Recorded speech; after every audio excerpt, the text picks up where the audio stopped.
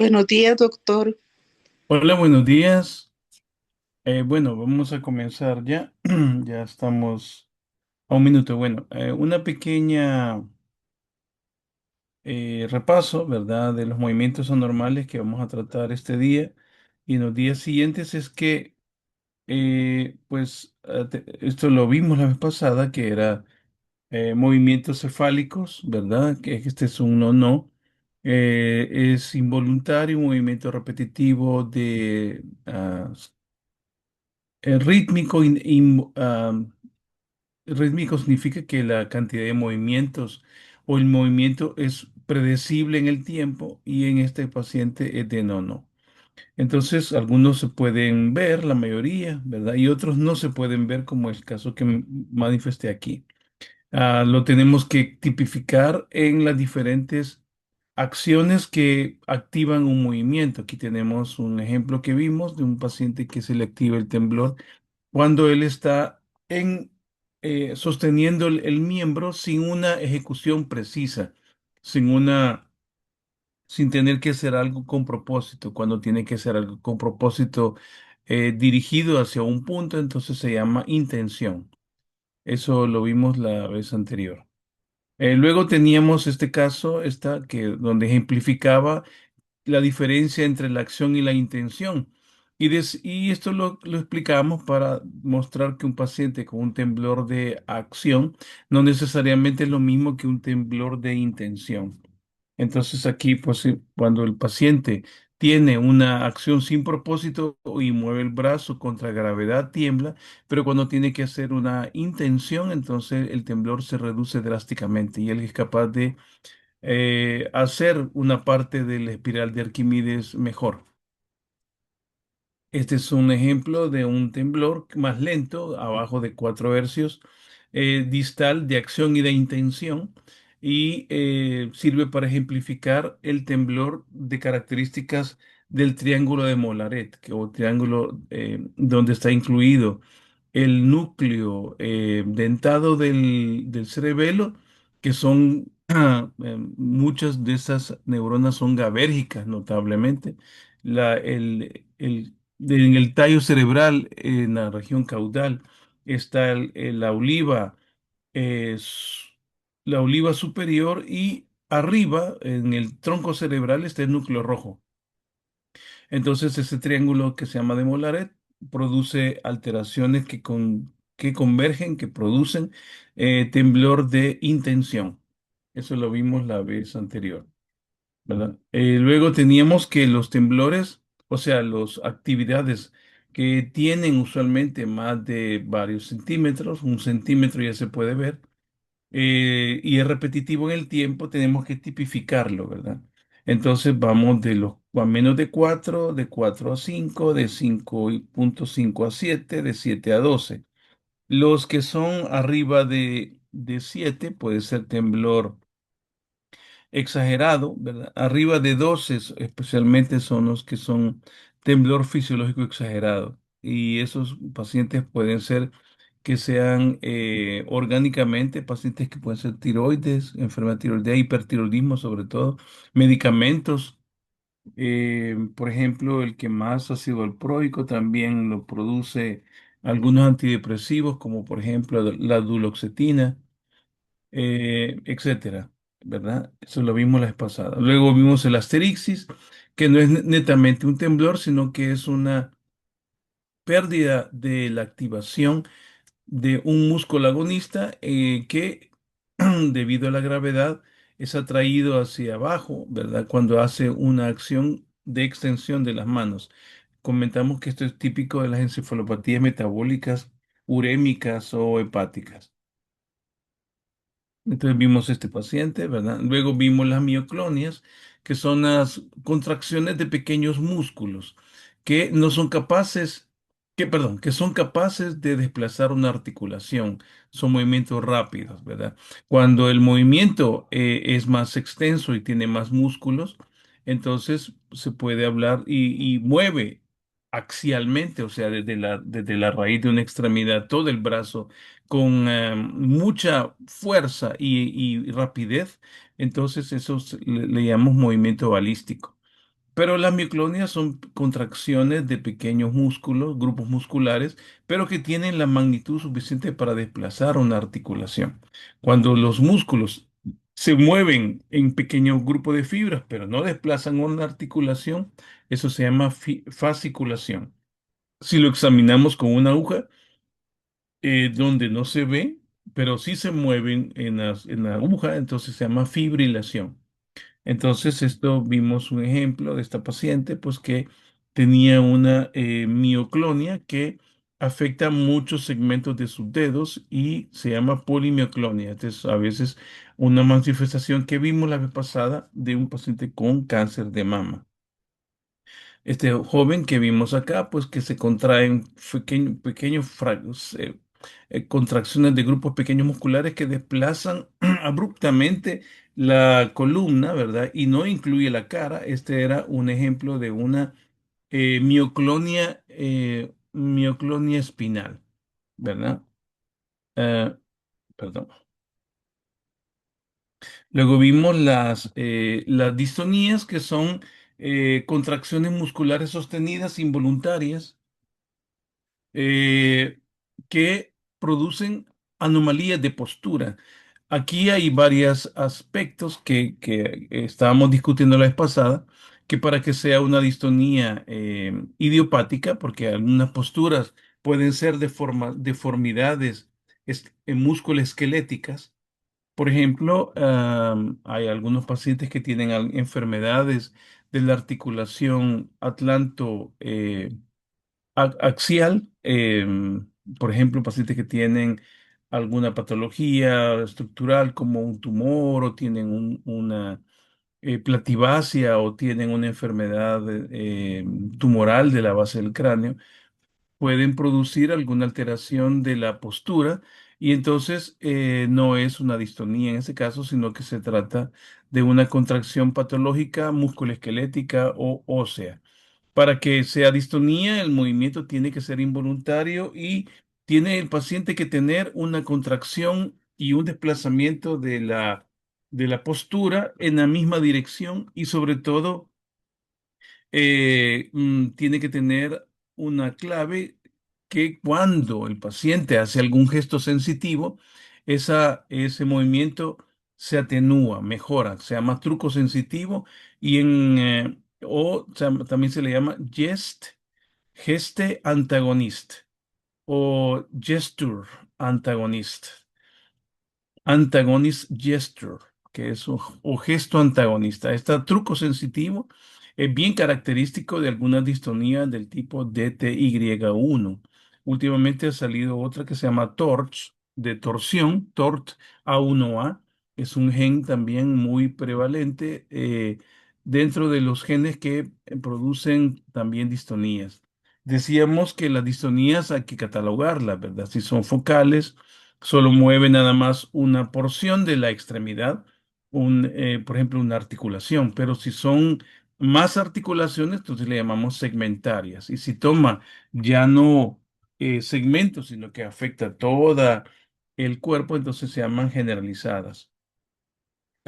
Entonces aquí comentamos que algunas posturas necesitan una acción para activar. Si hablamos de las tortícolis cinetogénicas, ¿verdad? Algunas son cuando el paciente escribe. Y algunos de los pacientes que comentamos, para que se active la distonía, necesita ejercer algo. Por ejemplo, las distonías profesionales, como los que tienen los guitarristas, los que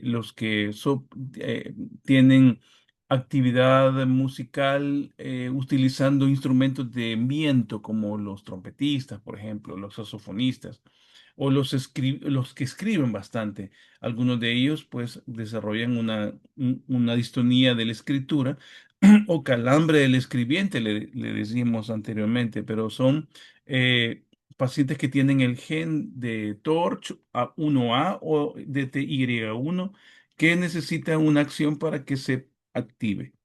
De este caso vimos algunos, ¿verdad? Ups, aquí. A ver. Vimos algunas distonías muy focales, como por ejemplo este caso que vimos de una distonía laríngea, ¿verdad? Que solamente afecta la cuerda vocal en aducción. Vimos este caso complejo donde teníamos un, un caput, un torticaput, también tiene un laterocolis. Torticaput significa que solamente rota la cabeza, pero en el torticaput utilizamos de guía la escotadura external y el cartílago tiroideo. Entonces, cuando no están alineados y la paciente logra rotar la cabeza, teniendo alineados el cartílago-tiroides con la escotadura del esternón, se llama torticaput. Se inclina la cabeza, aquí pues tenemos un laterocaput, y aquí tenemos un torticaput, ¿verdad? Torticulis, que hace la rotación hacia la derecha, pero desvía el cartílago tiroideo. También es una torsión del caput, torticaput, ¿verdad? Eh, mm, entonces, así se le llama, ¿verdad? Y un latero caput también. Y también tiene un retro caput. Vean que la cabeza está inclinada hacia atrás. Eh, Puede ser retrocolis, es cuando ya incluye no solamente la cabeza, sino que también el cuello. ¿Verdad? Cabeza y cuello se pueden activar de forma distinta. Aquí vemos que eleva el hombro también. Esta paciente tiene muchos músculos afectados. Vimos otro caso de una distonía de los dedos, ¿verdad? Que en este caso es un paciente que tiene un Parkinson, una enfermedad de Parkinson, y cuando está en off, no toma medicinas, por las mañanas o por las tardes, usualmente por las mañanas he visto yo esto, que se contraen los músculos de manera distónica, pero que cede cuando toman levodopa, o sea, se llama también distonías levodopa response. Comentamos de este paciente que cuando escribe, ¿verdad? Hace una distonía focal del dedo índice y del pulgar, ¿verdad? Hablamos de esta paciente, ¿verdad? Que es una paciente interesante. Y aquí me voy a tener unos cuantos momentos. Esta paciente dijimos que sirve como ejemplo para el examen neurológico de las tortícolis. Entonces tenemos este eje, ¿verdad? Tenemos este eje que es el eje axial y lo vamos a utilizar para poder entender algunas rotaciones, ¿verdad? Tenemos este eje que sería el eje sagital y este eje que es el eje transverso, ¿verdad? Aquí frontal se llama porque vamos a analizar el desplazamiento de la cabeza en el eje antero-posterior. Cuando se mueve solo la cabeza se llama capo y cuando se mueve el cuello se llama colis. Cuando se mueve la cabeza únicamente es un desplazamiento que tiene que ver más con articulación atlantoaxial. Y cuando está el colis, entonces se movilizan están involucradas los músculos insertados por debajo de C2, ¿verdad? Abajo hasta C7. Entonces, mientras más músculos hay involucrados, los desplazamientos en el eje frontal antero-posterior son mayores. Entonces, si el eje frontal vean que está viendo aquí al frente, ¿verdad?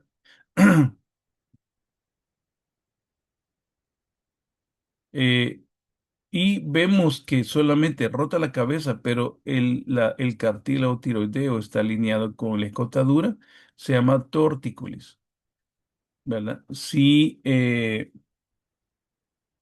ups. Entonces aquí sacamos este análisis de desplazamientos, ¿verdad? Aquí tenemos una laterocolis, es decir, que aquí está incluido el cuello. ¿Cómo sabemos que el cuello que está incluido? Por la desalineación que tiene el cartílago tiroideo con respecto a la escotadura del esternón. Laterocolis, colis es cuello, pero no está incluido el capo, ¿verdad? Si el paciente solo mueve la cabeza, pero no desplaza el eje del cuello, entonces se llama laterocaput. Caput es solo cabeza.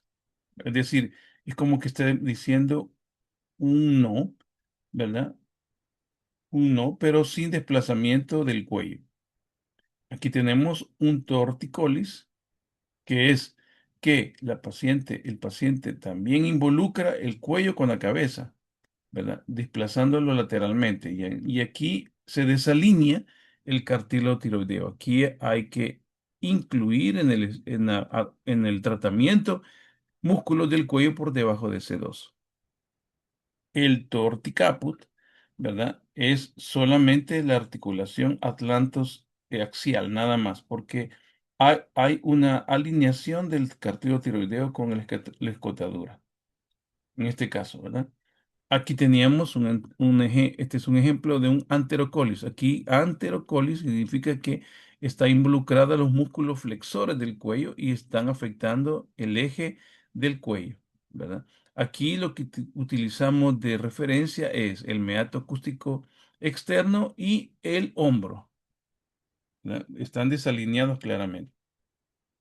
En este caso, en el anterocaput, ¿verdad? Que solo mueve la cabeza y el mentón se desplaza hacia la parte anterior, pero hay una alineación del conducto auditivo externo con respecto a la línea media que pasa por el hombro.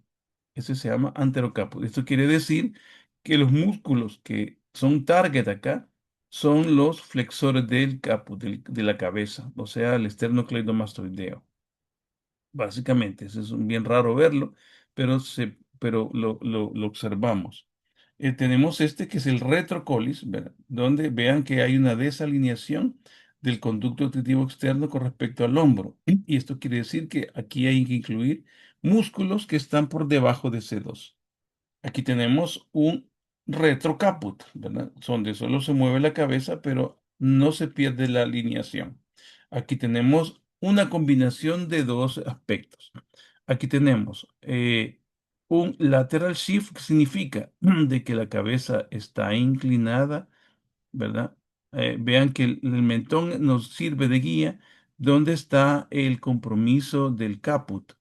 Pero además hay una discreta desalineación del cartílago tiroideo, ¿verdad? Que nos dice también que el hombro y el cuello, ver, el cuello está desalineado, inclinado hacia la derecha, ¿verdad? El hombro nos sirve de guía también, que es el que se más eleva a veces. Aquí esto quiere decir de que aquí hay músculos que desplazan la cabeza hacia, inclinando el mentón, ¿verdad? Hacia la derecha y el occipucio está desplazado a la izquierda, entonces está desalineado. Vean ustedes la cara en relación a la escotadura del esternón, ¿verdad? No está alineado correctamente. Pero además hay desplazamiento del cartílago tiroideo, este es el lateral shift. Este es el sagittal shift. En el sagittal shift eh, hay, aquí tenemos una retrocaput, ¿verdad? Aquí hay un retrocaput, ¿verdad? Donde el paciente hace un desplazamiento hacia atrás de la cabeza, pero además hay un anterocolis. Vean que el conducto auditivo externo está desalineado sobre el hombro. En cambio, aquí no solamente hay retrocaput, pero aquí hay aquí hay dos, ¿verdad? Que sería eh, un anterocolis, ¿verdad? En este paciente, ¿verdad? Combinado con un retrocaput. Aquí hay dos, entonces eso le llamamos nosotros sagittal shift. La palabra shift es que lo ocupamos por la tecla cambiar, ¿verdad? Pero significa que hay dos tipos de patrones. Los más comunes son estos dos. Entonces, cuando uno examinamos a este paciente, ¿verdad?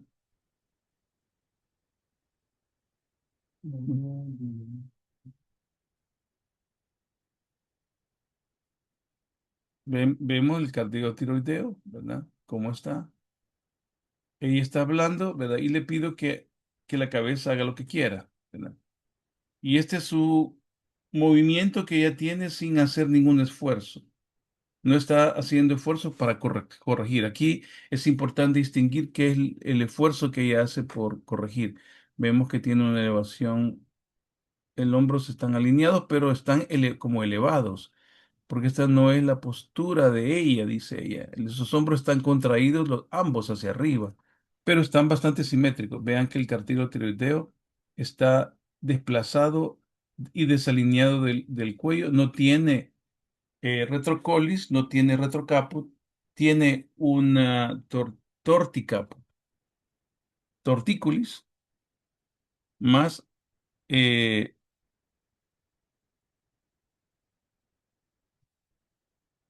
tiene una tortícolis, no hay retrocaput, no hay retrocolis, ¿verdad? El cartílago está comprometido, esto quiere decir que hay hay una latero, laterocolis y hay un laterocaput, los dos.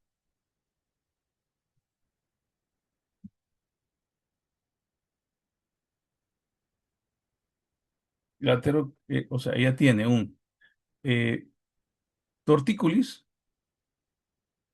o torticolis, sería también para entenderlo mejor, y tiene un torticaput. Tiene estos dos.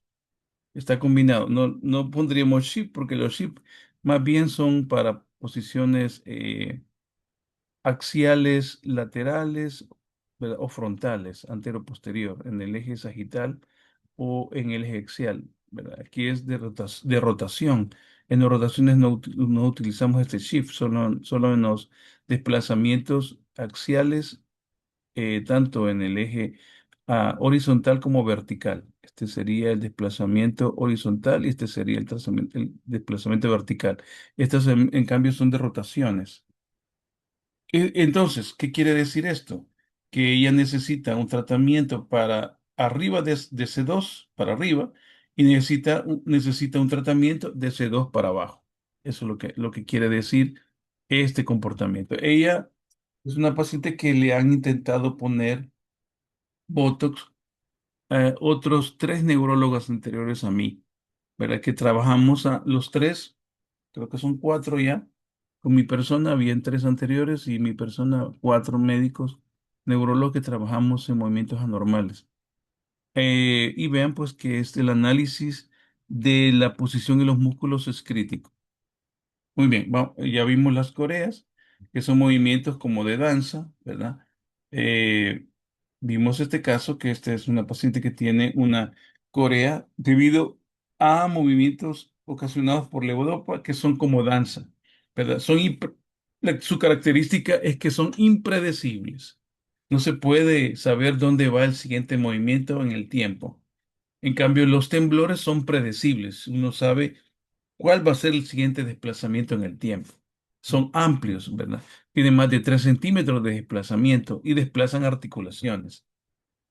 Vimos la tetosis, que es como tocar piano, que son desplazamientos pequeños y además asociados a rigidez, a cierta contracción muy intensa, porque están compitiendo agonistas y antagonistas simultáneamente, pero terminan produciendo un desplazamiento con compromiso de las pequeñas articulaciones interfalángicas distales. Vimos este caso que afecta a sus manos y vimos este caso que afecta a sus pies, pero tiene un aspecto como de tocar piano. Les enseñé a este niño también que tiene también una, una atetosis, ¿verdad? De las manos también. Es una enfermedad viral.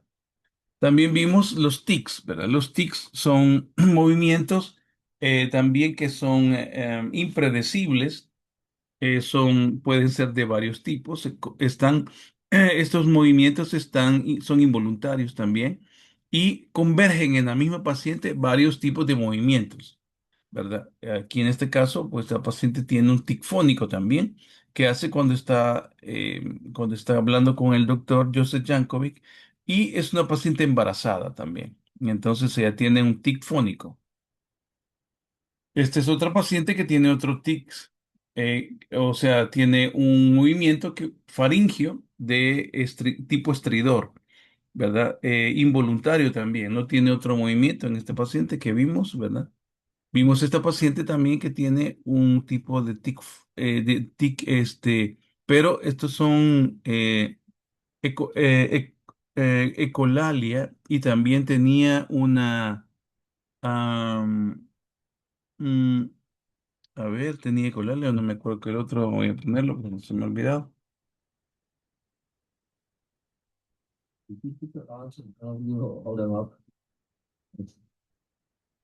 Ese es un tema. Eso es, aquí vemos los movimientos que se ven aquí, Put your arms in front of you, hold them up, and eh, spread your fingers apart. tiene ese tic fónico, no tiene coprolalia, ese movimiento es un movimiento involuntario también. Ah, es impredecible, ¿verdad? Esto sería un movimiento distónico, ¿verdad? Tipo movimiento de baile también, coreico. Vemos que tiene más de 500 milisegundos, es un movimiento distónico de los brazos. Cuando son clónicos son menos de 500 y cuando son distónicos son más de 500. 500 es un número que usamos. Este es otro paciente, son movimientos funcionales que se caracterizan por ser inconsistentes y por ser fácilmente modificables por la distracción a lo largo del tiempo. O sea que este movimiento va a cambiar con el tiempo. Entonces, y no siguen no siguen un patrón, no tienen un patrón predecible de lo que está conocido. Entonces, es un movimiento funcional, lo que diríamos antes histérico. Este es otro caso que les mostré de una paciente que llegó a mi clínica, donde la distractibilidad modifica drásticamente el movimiento a largo plazo, a pesar de que la paciente tiene una tiroiditis de Hashimoto controlada. Entonces, les decía que lo importante es la historia clínica. Cuando uno ve movimientos, la historia clínica es muy importante. Los antecedentes personales, los fármacos, los tóxicos, eh, los síntomas asociados, cuánto interfiere el movimiento en la calidad de vida, pero es crítico. La observación es lo más importante en la evaluación de movimientos anormales, ¿verdad? La actitud de los pacientes, como está escrito aquí, eh, si tiene flexión anterior o camptocornia, se llama eso. Camptocornia es un desplazamiento ventral del cuerpo. Eh, el comportamiento que se ve cuando el paciente está distraído y cuando hace algo. Distraído es muy importante ver qué hace, ¿verdad? Por lo tanto, hay que verlo en su totalidad. La expresión facial también, que hace cuando él trata de reírse, o si es una rigidez que tiene inexpresiva, eso ayuda bastante también. El diámetro de la boca también, de los labios, si está entreabierto, o si hay saliva migrando de la boca. Eh, Luego la marcha es muy crítica, ver al paciente caminar, ver si arrastra los pies, si tiene pasos cortos, el balanceo también que tiene de su cuerpo y de los brazos es crítico también, si tiene movimientos y aquí pues va toda la fenomenología que vimos anteriormente. Y entonces teníamos este algoritmo donde vemos los temblores de reposo, básicamente, si no hay medicamentos, si no hay historia de, vamos a terminar diagnosticando enfermedad de Parkinson con bastante frecuencia. Si es de intención o de acción, los de postura uno casi siempre tiene 7 hercios, termina diagnosticando si no hay medicación o de enfermedades sistémicas como hipertiroidismo termina diagnosticando con frecuencia temblor esencial. Y los de intención son más problemáticos y esto pues, a veces termina diagnosticando alguna enfermedad cerebelar o del circuito cerebelar, a veces vinculado con enfermedades que ocupan espacio o desmirinizantes. Las pruebas, ¿verdad? De aquí quiero hacer notar algunas cosas. Por ejemplo, del hemograma nos sirve, pero más que todo el frotis de sangre periférica para ver si no tiene acantocitos. Los acantocitos son en glóbulos rojos en forma de arco que hemos visto en pacientes con trastornos de movimiento, más que todo. Distonías, ¿verdad? Que se llama neuroacantosis. Es una enfermedad rara, no es frecuente. Yo siempre le he buscado. En Costa Rica hice una pequeña rotación y pues vi pacientes con acantocitosis, neuroacantosis, ¿verdad? El sodio, ¿verdad? Potasio, la TSH. Estas son pruebas críticas, algunos fármacos que puedan estar involucrados, más que todos los ilícitos fármacos ilícitos son muy importantes. Las pruebas de imágenes son críticas. Pseudoplatina nos sirve más que todo para la enfermedad de Wilson. El cobre también en orina es útil para esto. Los líquidos cefalorraquídeos, no solamente la IgG para enfermedades mirinizantes, ahora hay mucho más screening que se puede hacer. El estudio de electromiografía es útil, ¿verdad? Para poder tipificar los movimientos también. Estamos con esta paciente, ¿verdad? Que decíamos que tenía un torticaput torticollis. Nada más que no le decimos torticollis, sino que tortícolis, ¿verdad? Porque ese fue el nombre más antiguo que se le conoce. Entonces, eso indica que esta paciente tiene compromiso atlantoaxial sí, y por debajo de ese dos los músculos insertados cervicales que están participando en la torsión. Eso es lo que vimos con esta paciente. Entonces, esto fue lo que analizamos y los criterios de distonías que están publicados por la Movable Disorder Society, que son, perdón, movimientos de posturas anormales, sostenidos, ¿verdad? O intermitentes, son estereotipados, es decir, que se produce un movimiento esperado al desplazado a la misma dirección cuando el paciente lo permite. Son repetitivos y en este caso son torsionales, ¿verdad? Y además se desvía el cuello por la posición del cartílago tiroideo. Son involuntarios, ¿verdad? Eh, y si el paciente hace otra acción distráctil, por ejemplo, que yo le pida al paciente que cuente los meses en retrógrado o que levante los brazos o que haga algo complejo con las manos, que bajo mi dirección, esos movimientos van a empeorar, ¿verdad? Que siempre sea la musculatura que se espera, ¿verdad? No hay otra causa neurológica. Ya tiene ella un buen estudio de resonancia magnética cerebral y cervical, no tiene una lesión. Una cosa importante es que siempre tiene el mismo patrón, ¿verdad? Y esto es lo más crítico, que tenga una truco sensitivo, un truco, o sea, un gesto sensitivo que produzca alivio. Esto es crítico y esto nos dice que este es un fenotipo hereditario, genético. Hay genes involucrados. ¿Por qué se produce esto? En este momento, pues no lo sabemos por qué se activa ese gen y es cuando uno historia, los pacientes generalmente dicen, mire, a mí me dio un estrés o me dio una infección, esta paciente le dio COVID y después de eso pues apareció este trastorno. Eh, en este caso sería una distonía segmentaria que afecta cuello y afecta cabeza, o sea, son torticapos, ¿verdad? Y torticolis, o sea, tortícolis y torticapos. Ahora, ya hay que diferenciar lo que no es, lo que no, para no estar poniendo un tratamiento a alguien que no tiene temblor, entonces es importante establecer que no vaya a ser un camaleón, ¿verdad? O sea, un mimix. Entonces es importante que tenga una postura muy fija donde el paciente no pueda relajarse o obtener una posición normal. Eso, uy, hay que tener cuidado con eso, porque en las tortícolis los pacientes son capaces de en algún momento de tener una postura normal. Pero si la paciente no puede mantener esa postura, hay que tener un poco de cuidado. Sin embargo, si son muy crónicos, a veces se asocia con algunas distorsiones axiales musculoesqueléticas. A que tenga un temblor que sea muy irregular, también hay que tener cuidado porque puede ser que sea una enfermedad diferente, sistémica, por ejemplo, PSP. La parálisis supranuclear progresiva suele tener como manifestación clínica otros temblores que no sea variable, que errático, que no tenga el mismo, la misma dirección, eso hay que tener cuidado, ¿verdad? Eso va en contra de una distonía. Que haya un dolor, por ejemplo,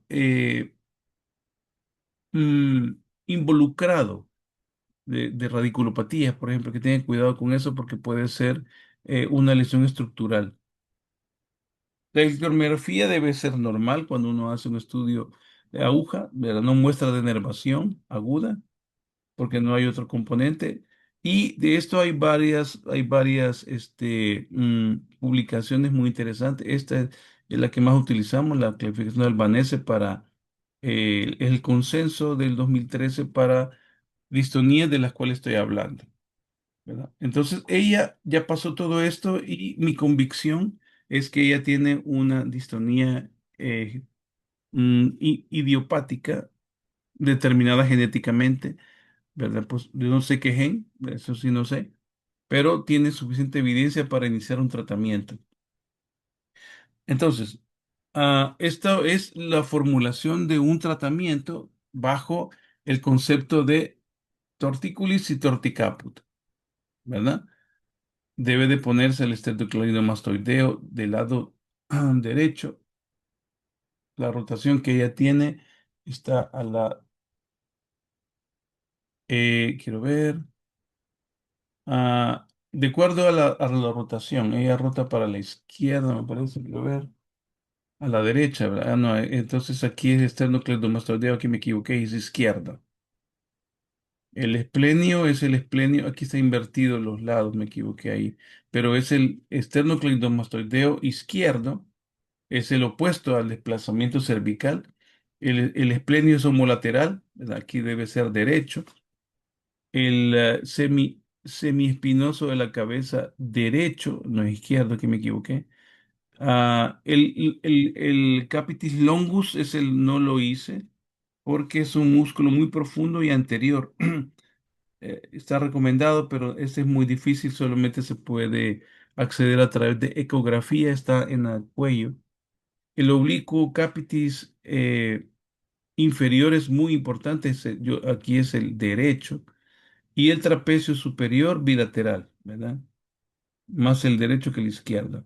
Y aquí están las dosis recomendadas para cada músculo y su guía. Debe de tener guía electromiográfica para poder inyectarlo y decirle al paciente mientras se inyecta eh, que haga lo que quiera. Es decir, que uno le pide mientras está con la aguja adentro, mire, deje que el movimiento haga lo que quiera y ahí se captiva.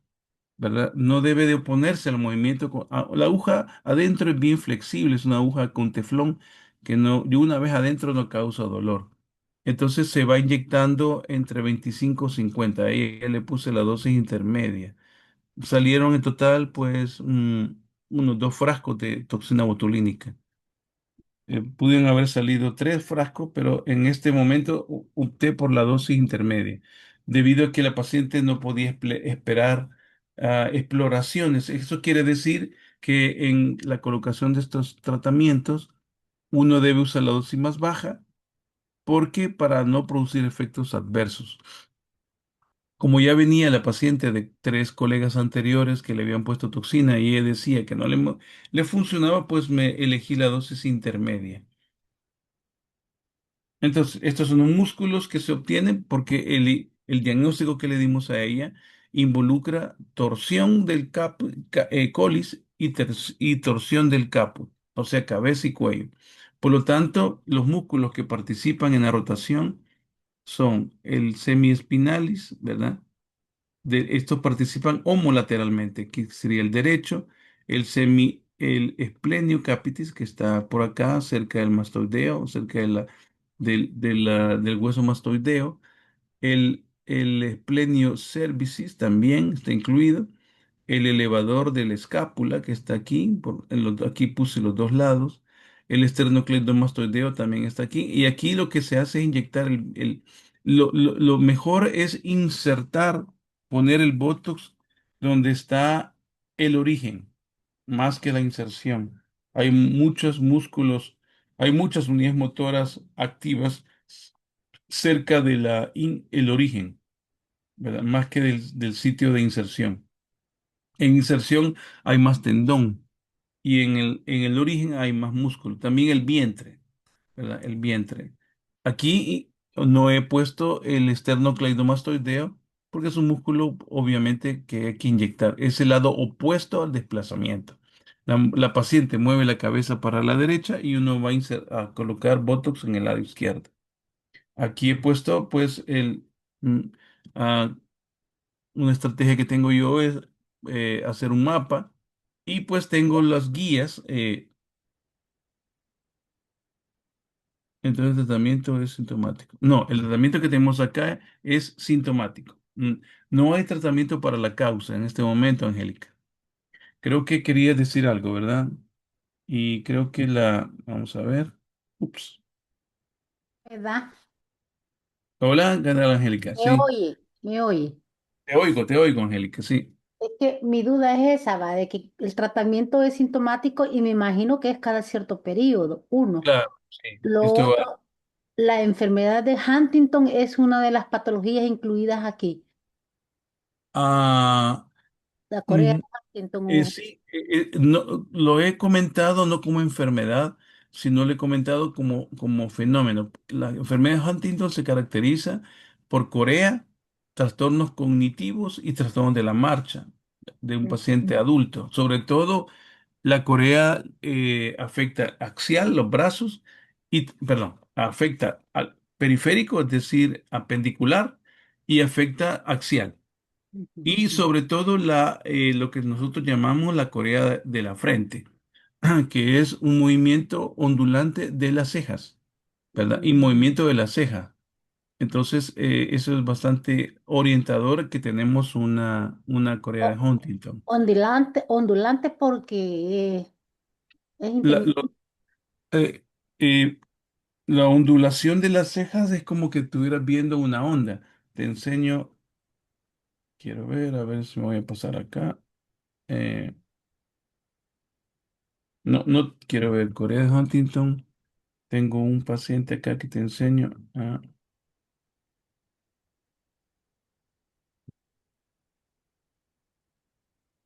En la Corea de Huntington, la frente es bien útil para poder discernir.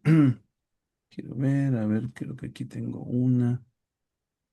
Mm, eh, en- entonces, estos pacientes tienen los tres tipos y trastornos cognitivos también. Ujú. Vamos a ver si tengo una aquí. Creo que tengo un paciente acá. Espera,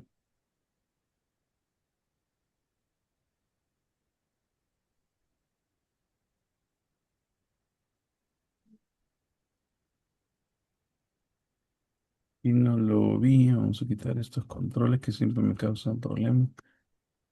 Recientemente vi un paciente bien tipificado que tiene Huntington.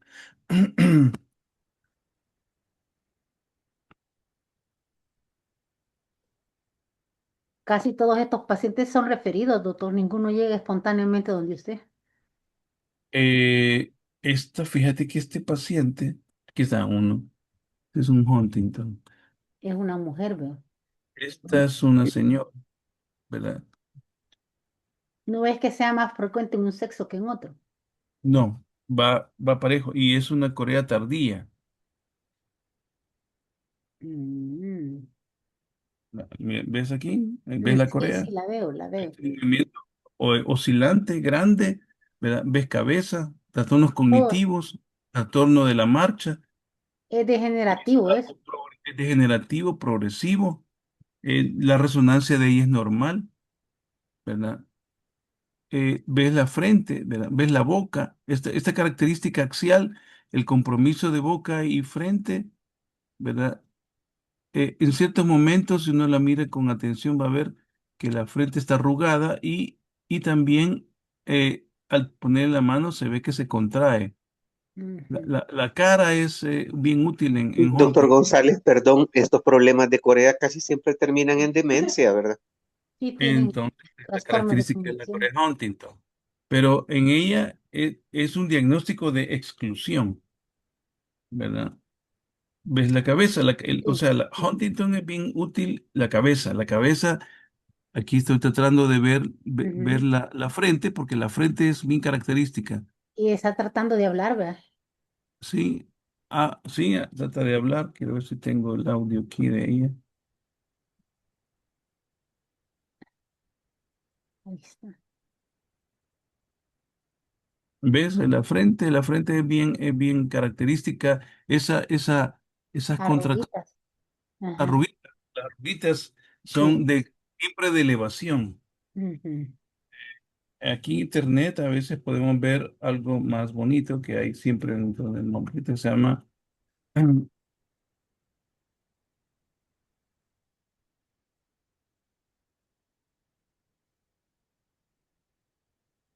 Esto no es hereditario, el Huntington.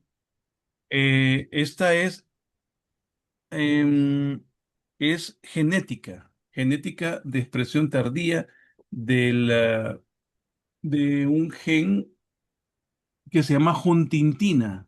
Ujú. Por eso se llama Huntington, ¿verdad? Sí, sí, hay huntingtina uno, 2, 3, hay muchas. La frente es un síntoma bien útil. Quiero ver, él está explicando, a ver, pero a ver, no sé si él tiene este muchacho creo que tiene un caso donde se le ve, Y joven, vea. no, no es él está hablando de Ah, alguien mm. y creo que en este caso él menciona, a ver, está aquí arriba. Mira esa cara, ve, la Ujú. expresión de la cara, eso es típico de Huntington. Ujú. Ah, O si estuvieran bailando. Aquí podemos ver un ejemplo de movimientos involuntarios, así como rítmicos y descoordinados. la frente, la cara. Este es otro ejemplo de afectación de los músculos faciales. Ujú. ¿Ves? La enfermedad de Huntington Sí, es sí, doctor, sí. un Ujú. gen que está en el cromosoma 4 de nuestro genoma. Esta enfermedad se transmite. Sí, es herencia autosómica dominante, sí, y es Ujú. de poca transmisibilidad. La frente es esto de la boca, de la cara, ¿verdad? Y el deterioro cognitivo progresivo y que sea de exclusión, ¿verdad? Ujú. Gracias, doctor. Sí. Bueno, entonces, continuando con esta paciente, entonces, ya habiendo discernido qué músculos son, porque ya vimos que es torticaput. Entonces, se hace bueno, el caput es otro aspecto. Aquí en el caput, o sea, lo que es lo que participa en la rotación, es importante dos músculos. Este es el oblicuo capitis inferior y este es el oblicuo capitis superior, que para encontrarlos se necesita hacer un esquema de medición aproximada de lo que es la apófisis transversa del atlas. Entonces se hace un 66 grados más o menos y aquí tenemos dos grupos musculares. Esto produce una desviación angular también, pero el oblicuo capitis inferior, hay que insertarlo en el centro, ¿verdad? Y hay que poner otro grupo de inserciones en este grupo muscular que es los recto capitis, el recto capitis mayor y el recto capitis menor. Y se ocupan estas mediditas, ¿verdad? Aproximadas. Ya cuando uno está con el paciente cuesta medirlo, pero aproximadamente un ángulo de 66. Lo que está arriba de 66, aquí se aplican 5, 5, 5 y 5, para que más o menos quede bien. Estas son las siglas que estaban ahí. Esto es el final. Así estaba y así está con la colocación. María de Lobos Gómez, 54 tiene, ¿verdad? 59 años. Sí, perfecto. Ya Cuando comencé. Deje que el movimiento haga lo que quiera. no tiene otra extremidad tomada, no hay otro movimiento inesperado, no hay temblor, no Muy hay bien. deterioro Ahora, cognitivo. mientras está haciendo esto, déjelo que haga lo que quiera. Me va a decir los meses del año de diciembre a enero. Vean que ella hablando, la cabeza se le mueve, ¿verdad? No hace otro movimiento. ¿Ve? Ahí está haciendo el esfuerzo cognitivo y se está moviendo. Ahora, Ahora con la colocación. Bueno, recuerda la fecha en que estamos. Estamos en 20, no me acuerdo, 20, ¿qué va? Cerca, cerca, cerca. 28. No, 27. Eso, muy bien. Pues, levante las manos así por arriba. Las dos. Sí. Y haga así, men. Así. Cuénteme qué es lo que pasa cuando se toca. Ya puede descansar. Cuando se toca el oído, Siento que la cabeza no se me mueve. siente que no se lo mueve. Sí. A ver, tócasela. ¿Qué siente? Que la cabeza no me mueve y como que se me endereza. Se endereza. Quítesela. Y ahora Estoy recta. está recto. Siento. O sea, porque en algún momento que ¿Ven la diferencia? Hola, jóvenes. Se fueron. ¿Están ahí? Sí, doctor, vemos la Sí, diferencia, aquí estamos. pero sí se nota el deterioro también en la memoria, como dice los meses. Ah, sí, está afligida, sí. Pero ya después lo hizo bien, la primera vez con la segunda. Solo cuesta decir los meses al revés cuando está uno. Se estresa Ah, ella por todo el sí, examen y todo. sorpresa, pero ya después pude discernir que en su desempeño en el MOCA ya estaba normal. Es importante lo que dice la doctora, ¿verdad? Duden siempre. Si un paciente no puede decir los meses o algo, hay que dudar si hay combinado un deterioro cognitivo. Eso es importante, doctora. Sí, le tiene razón. Cuando no dijo, pero ya lo había hecho en otras veces y estaba nerviosa como le estaba filmando, pero ya lo había hecho bien cuando le tomé el primer video. Entonces, el nerviosismo la afectó ahí, pero ya había confirmado de que ella tiene un perfil cognitivo estable. Pero Es importante. en próximos controles podría haber alguna alteración, o sea, que se puede ver si la enfermedad va progresando. Sí, bueno, lo que va a pasar aquí es que esta mejoría que tiene ella, ¿verdad? Vean que le puse vean los hombros, ¿verdad? De ella antes y después. En relación a la cabeza, estos hombros tienen un ángulo. ¿Ven ustedes un ángulo aquí? Ven un pequeño ángulo como de unos 15 grados entre el borde del ángulo y el Sí. axial. Ven que tiene, Ah, y aquí no se ve. ujú. Pero aquí hay un pequeño ángulo. Esto es debido a la inserción del Botox en el elevador de la escápula. Eso produce un aspecto de relajación de los hombros, ¿verdad? Se ve inclinada, doctor. Aquí se ve inclinada por la inserción de las escápulas, del elevador de la escápula, que aquí no lo tenía. Ven, estos hombros están hacia arriba Elevados. Ujú. y ahora tiene el aspecto como más tranquila. Bueno, esto es para decirles que si uno planifica, es decir, si uno tiene un buen diagnóstico de que algo es distónico y entonces utiliza los criterios de cabeza y cuello, qué área está comprometida, entonces el tratamiento va a ser mejor. Me he preguntado por qué no le funcionó en las demás anteriores con los demás colegas. He pensado que quizás no le funcionó, en primer lugar porque el volumen de la medicina es menor, o sea, el Botox ha sido menor, y en segundo lugar porque pues la estrategia de colocar el Botox con guía electromiográfica es superior. También en la planificación, ¿verdad? O sea, qué músculos hay que inyectar de acuerdo al cuadro clínico. Entonces, ver el cuadro, vean que no le requiere examen de laboratorio, ¿verdad? Extenso. Y entonces con eso es suficiente. Vamos a ver un caso para que podamos ya aplicar a ver cuánto hemos aprendido. Eh,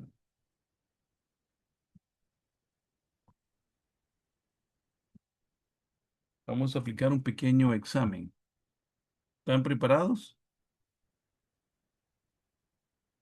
No oigo comentarios. Vamos a ver cómo vamos. A ver cómo vamos, ¿verdad? Entonces, vamos a ver. Ujú. Es una de estas clases que preparo para la Universidad Matías Delgado, ¿verdad? Pero siempre uno prepara un poquito más. Vamos a ver. Esto me lo mandó una colega neuróloga. para que yo le ayudara a ver qué le pasa.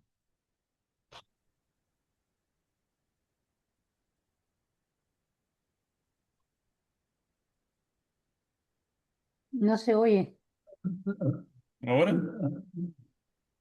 Bien, vamos a empezar. Ahí sí. Ok, aquí en la cámara, di tu nombre completo. Miguel Fernando Díaz, ¿Dónde vives? Bonilla.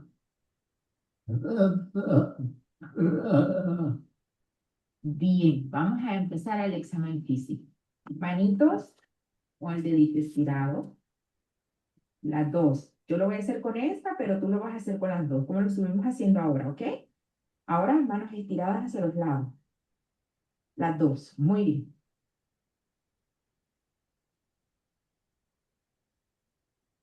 Ahora vamos a apretar las dos. Vamos a poner las manitos así y el dedito estirado, las dos para los lados. Vamos. Como hasta ahora, la punta del dedo, la punta de la nariz. La punta del dedo, la punta de la nariz. Estiramos una y volvemos. Punta de dedo, punta de nariz. Muy bien. Ahora las manos hacia enfrente y vamos a hacer esto. Primero así. Vamos a poner los deditos.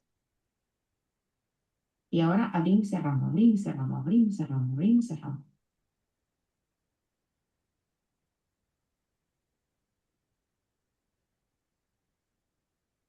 Ok, ahora nos vamos a poner de pies.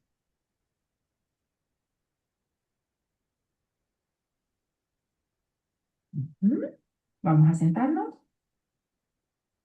Manos hacia enfrente.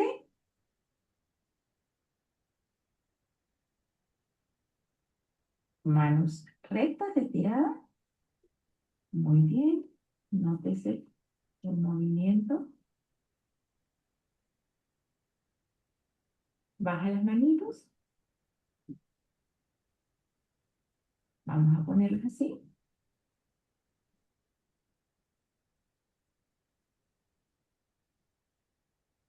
Ay, ups. ¿Qué hice?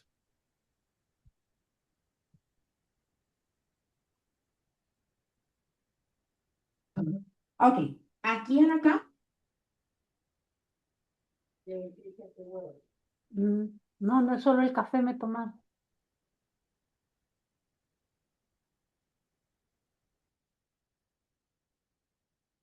Muy bien. Vaya, comencemos. No tengo, me lo mandó así, no sé la edad, no sé la evolución, ¿verdad? Me lo dijo después, pero me lo mandó para que yo opinara qué pensaba. En primer lugar, como no tenía historia, ¿verdad? De qué es lo que le pasa, solo me mandó esto. Entonces, vamos a analizarlo tal como me lo enviaron. Parece como que tuviera unos más de 50 años, tal vez Sí, 60. unos 60, sí. ¿Verdad? 60 años por ahí, Ujú. ¿verdad? O sea que ya está en el grupo etario de 60. No Ah, sabemos si es crónico, no sabemos si es agudo. Hay que pensar en lo crónico o en agudo, porque no sabemos qué es. Algunos pacientes pueden llegar así y no tener acompañante ni datos. Y el paciente, pues, no no puede sabemos hablar qué le bien, no se pasa. le entiende. No se le entiende muy bien. Entonces vamos a analizarlo desde el fenómeno. Como no tenemos historia, solo tenemos su aspecto, entonces lo analizamos así. Entonces, primero, lo primero que veo que es un paciente que está consciente, está alerta, Una ¿verdad? alerta. Interacciona. Veo sus ojos, veo que los pares craneales que tienen que ver Los con ojos están bien. están bien, ¿verdad? Vemos que no hay parálisis facial. Vemos también que me puede ver. Aquí vemos ya analizando el segundo par. Vamos de Todo arriba para ese abajo, orden. ¿verdad? ¿Verdad? Vamos, me puede oír el octavo, ¿verdad? En la simetría facial. Ya estoy viendo, veo que el paciente puede decir algo, por lo tanto ahí están el doceavo y el glosofaringeo, que es el noveno, es posible que también veo que no saliva, ¿verdad? No tiene salivación, la boca está entreabierta, pero no saliva, por lo tanto, Mueve el el tiempo cabeza. el tiempo ha transcurrido y esa deglución está funcional, ¿verdad? Muy bien, eso es lo que se ve aquí, ¿verdad? Vemos que tiene la postura centrada, un poquito de elevación tal vez del hombro y derecho, ¿verdad? Vemos que donde más se ha movido es cabeza y manos. También vemos que sus piernas no Manos. colaboran, no están involucradas en el movimiento. Ya vimos cómo habla. Va, muy bien. Siguiendo con la siguiente secuencia. Ok, aquí en acá, di tu nombre completo. Va, muy bien. ¿Dónde vives? Muy bien. Vemos que al principio del movimiento tenía una conducta facial, ¿verdad? Y vemos que cuando trata de hablar involucra su frente, ¿verdad? Vemos que lo que vamos a pensar después con este movimiento es que el movimiento que tiene involucra la frente. Eso es importante porque eso quiere decir de que algunas neuronas que están colocadas en el homúnculo motor están participando del movimiento. Luego vemos esa voz. Buen día. El tono, ¿verdad? Buen día.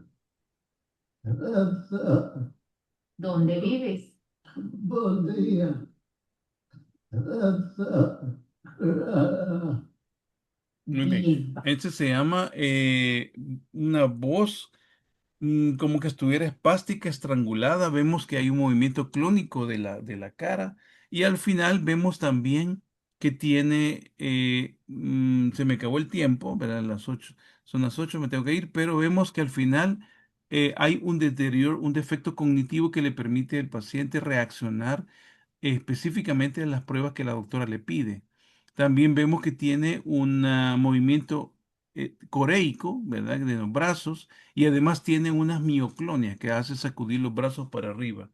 Vemos que puede pararse, o sea, no tiene una ataxia vacia, lo cual es importante, ¿verdad? Y entonces ya con esto ya podemos pensar, bueno, tiene la edad que tiene, ¿verdad? Si es algo crónico, entonces podemos pensar ya en Corea de Huntington también, ¿verdad? Podemos pensar también que es una... Corea de Huntington es una Corea que da deterioro cognitivo, tiene la frente involucrada, tiene Corea y tiene mioclonias. ¿Verdad? Si es fuerte crónico. Si es aguda, entonces podemos pensar en tóxicos, podemos pensar en enfermedad sistémica, ¿verdad? Una enfermedad sistémica que afecte y comprometa dónde están los clonos, dónde están las coreas, que es los ganglios de la base, el circuito de asa larga, ¿verdad? O sea que no está incluido, son trastornos hipercinéticos, no son hipocinéticos. O sea que esto no cursa con un temblor, o cursa con una corea porque es hipercinético, porque no hay un movimiento predecible en el tiempo. Por lo tanto, aquí podríamos pensar en, si fuese algo agudo, podríamos pensar hidrocefalia, algo orgánico. Hidrocefalia es raro, tiene que ser inflamatorio, el circuito de asa larga. Pero si es algo agudo, es más, podría ser una enfermedad autoinmune, ¿verdad? Podría ser también el GI1 o una enfermedad autoinmune que se llama PRP2 o Caspar PR2, que son dos anticuerpos antineuronales que producen un deterioro así rápido. Si eso tiene su agudo de 2, 3 meses, ¿verdad? Podría ser esto. Esclerosis múltiple no lo vemos a esta edad. Lo que más vemos son enfermedades paraneoplásicas o autoinmunes no paraneoplásicas. De las autoinmunes que producen ese tipo de comportamiento, ¿verdad? Hemos visto los cánceres de pulmón, células pequeñas, HU, por ejemplo. Entonces ya vamos pensando en líquido cefalorraquídeo y sérico. Y el panel, ¿verdad? El panel de HU que incluye HU, incluye el YO, son anticuerpos que producen células germinales y los anticuerpos que examinaríamos si fuese una autoinmune no neoplásica como el GI1, LGI-1, el GI1, o si no el Caspara es CASPR1, que son unos anticuerpos que usualmente producen este comportamiento subagudo. Al final, y tóxico, ¿verdad? Al final, este paciente es una deprivación por fentanilo, ¿verdad? Eso es lo que Mm, pasó. Paciente que tiene su resonancia magnética normal, qué ¿verdad? bien. Gracias a Dios por él, va. Sí. O sea que al final encontraron a alguien que dijo, mire, él es bien adicto y la tiene resonancia normal, sin demilinización, ¿verdad? Entonces ya avanzamos con un cerebro normal. ¿Y la profesión de él cuál era? ¿Cómo llegó al fentanilo, digo yo?